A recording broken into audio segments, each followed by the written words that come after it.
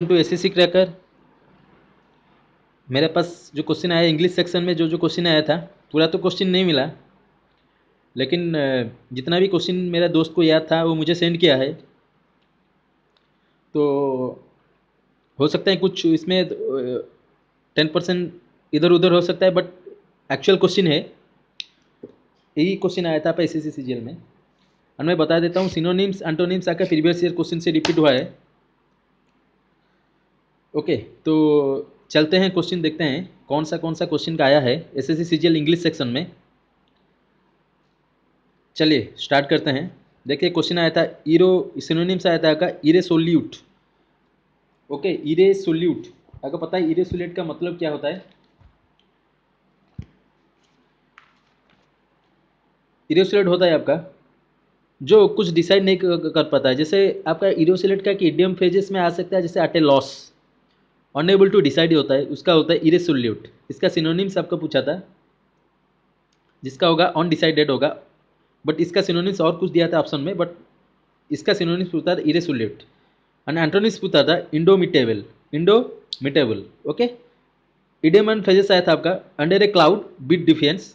Beat defence का मतलब होता है किस चीज़ को आपको इग्नोर करके चला जाना, इग्नोर करना, जैसे बोलते हैं अबाइड बाय, सॉरी इग्नोर हो जाना आपको, उसको उसको आता है इडियम फ्रेजेस में beat defence. Under a cloud आपका पता है। और क्वेश्चन आया था, और जो क्वेश्चन आया था थोड़ा टफ का था, इडियम फ्रेजेस टफ, जिसका बेस्ट नॉलेज है इंग्लिश में वो कर सकता था, लेकिन वो क्वेश्चन मुझे पास नहीं है, उसका याद नहीं है, इसीलिए वो भेजा नहीं।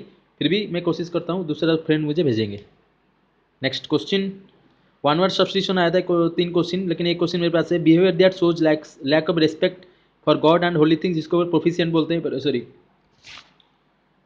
मैं बताता हूँ इस क्वेश्चन, और एक क्वेश्चन आया था, इसको बताता हूँ, एक सेकेंड।